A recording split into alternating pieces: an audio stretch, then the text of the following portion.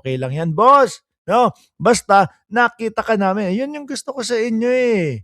Maraming salamat po. Nandiyan si Alonely TV, si Lito Flores, nandiyan din po si Delia Rosario, mga kababayan. Si Gerardo Ramirez, nandiyan din po. Oh. O, sino pa nandiyan sa taas? Buong Cereza Force family, mamaya-mayang konti, nandiyan na yung leader. Kung nandiyan na po yung leader ng Cereza Force family, mga kababayan, malamang sa alamang, ay nandiyan na din po ang buong Cereza Force mamaya ho, mga kababayan. Caroline Makino, shoutout sa iyo.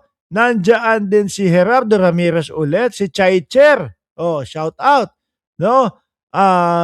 Sino pa? Oh, mamaya na ho yung iba, mga kababayan. Si Lolo Yul. Naku, hindi natin pwedeng kalimutan si Lolo Yul ng Miami. Eh, kapag tayo ay pumunta, naku, magkikita kami nito. No, Lolo, magkikita tayo sa Disyembre. No? Kailangan namin mamili ng mga ipangreregalo namin sa mga kaibigan namin diyan sa Miami. Sana nandiyan ka nun. Nandiyan din sino pa? Si Marge, si Alonely TV, o yan, o buong Cereza Force. O game na ho, mga kababayan, baka meron dumagdag sa ilalim. Meron pa ba? Okay na, si Ma'am Delia na i-shoutout na natin. Umpisahan natin, mga kababayan, dito kay Boss Bingot. Ay, kay Boss... Ayan na, nasabi ko na sa inyo kung sino yung pag-uusapan natin. Hindi kasi, si Boss Bingot, mga kababayan, yung sinasabi ko sa inyo kahapon na meron nagsabi dito, "Boss, bulol ka ba?" Sabi ko, "Oo." No? Tapos sabi, "Or ano ka, ngongo daw ako." Sabi ko, "Hindi naman." Doon sa mga vlogger nila, nandoon po yung mga ngongo. Pero dito sa atin, bulol, oo, mga kababayan. Parang Coco Martin, no? Na kapag ka sinasabi o binibigkas yung letrang S, hindi masabi ng diretso. Tayo naman, letrang R naman po, mga kababayan. Dito naman po, yung mga bingot naman po doon sa mga DDS. Di ba? Eto, nagrereklamo. Bakit? Kasi ayaw pagsalitain po, mga bossing. Ayaw paharapin sa media. Anak ng putik naman talaga. Kasi naman paano kapag ka nandoon sa harap ng media, wala naman po ibang sinasabi ito kung hindi po laban lang kay Pangulong Bongbong Marcos at wala namang kakwenta-kwenta yung mga pinagsasabi. Pakinggan nyo po si Boss B, mga kababayan. No? Sino si Boss B? Wala pong iba kundi si Defensor. Yung Ghost Project, wala pa rin. Anak ng putik naman na yan. Paulit-ulit si Boss B, Ghost Project na naman. Ayan nga ang ating Pangulo, tuloy-tuloy lang po sa pagpapaimbestiga at pag-aalam kung sino yung mga nasa likod nitong mga Ghost Project ng mga nitong mga substandard project, etc. Hanggang ngayon ba, yun pa din ang sigaw ni Boss B? Bakit Boss B? Sabi kasi nung iba dyan, no, sabi dyan sa comment section, meron daw tong mimiyak dito, no? Miyak din daw si Defensor. Sinipat ko, sinilip ko. Yun nga yung napansin ko. Meron ditong mimiyak din.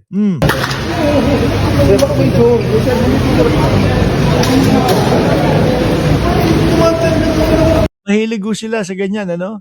Sila Rodante Marcoleta. Ayan, lalo na ito si Boss B. Talagang kapag kayan ay lumalabas at nagkakaroon ng pagkakataon na humarap. Wala pa rin yung Ghost Project, nauna pa kami dito kaila Martin Romualdez, nauna pa kami dito kaila ganito ganire. Samantalang, Diyos ko naman, yung kay Martin Romualdez naman hanggang ngayon, wala pa din maipakitang mga ebidensya po. Ang natatangi na ebidensya o ang natatangi nilang witness yung 18 Marites po. Susunod natin talakayan o pag-usapan yang Martin Romualdez. Dito muna tayo, sabi ni Marge Barceval, no? Bingot, dakilang sinungaling.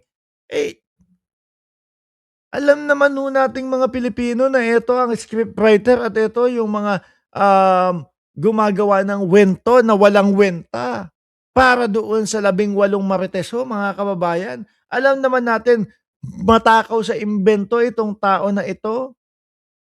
Di ba, tingnan nyo, yung 18 Marites, ano na po nangyari? Wala na. O ngayon, ano sinasabi? Una, ang sinasabi, Lance Christian Baldanzo. Ang sinasabi, di ba, nabigyan o na pangakuan sila ng 5 milyon nitong tao na ito para ano, tumayo doon sa likod ni Baligod. Kaso ang problema, 300,000 pa lang daw ho yung naiaabot o yung naipauumpisa pa lang mga kababayan ni Mike Defensor. Paano yun?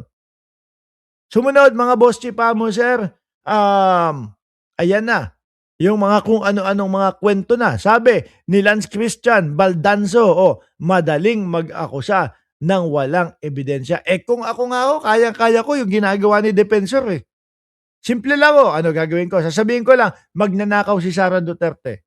Tapos na. Ganyan lang din po ang sinasabi nitong sila Defensor, no? Kahit ako wala akong patunay o kahit walang ano, et cetera, sila walang patunay, basta sabihin lang, bigkasin yung salitang magnanakaw, yun na yun. Mga DDS kasi, kasalanan din nila yan. Bakit to? Hinahayaan nila yung mga tao na mag-akusa ng kahit na walang patunay o kahit walang ebidensya o kahit na hindi na nila inaalam kung meron bang supporting documents o pagpapatibay doon sa mga sinasabi nito mga ito. Di ba? Ngayon, umpisa na silang tinatalikuran ng mamamayang Pilipino o ng taong bayan na mga sumusuporta sa kanila. Kasi nga po, kasi puro kasinungalingan. Di ba, Ma'am Maritel T? Sabi ni Alonely TV, magnanakaw si Sara. Ayan yung sabi ni Alonely TV. No? Tayo naman po dito sa ating channel, mga kababayan, although nakikita natin yung mga pag-iwas, nakikita natin yung mga pagtakas doon sa mga pagsagot ano po sa mga confidential funds at iba't ibang mga issue ng Vice Presidente, iginagalang at nirerespeto pa din ho natin sila sa pamamagitan ng paghintay po natin mga bossing nung resulta doon sa kanyang impeachment. Hindi tayo basta-basta magnanakaw si Sara Duterte.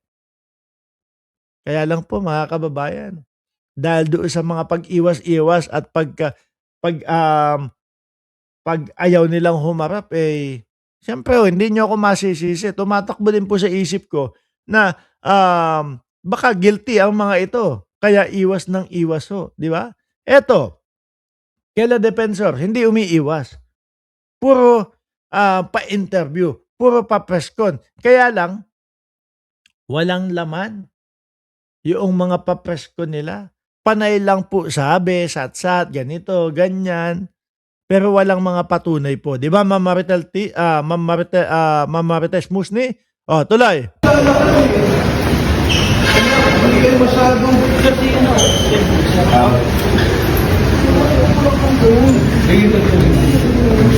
Wala na siguro mga kababayan, nabwisit, nainis na itong mga ito. Wala ka namang sinasabing totoo. Lahat naman na sinasabi mo, walang patunay. Puro ka lang mga magnanakaw si ganito. Eto si ganito. Ang mastermind ay si ganito. Wala namang patunay. Parehas na parehas lang ho, tingin ko mga kababayan, itong si Boss B doon kay Bunuan.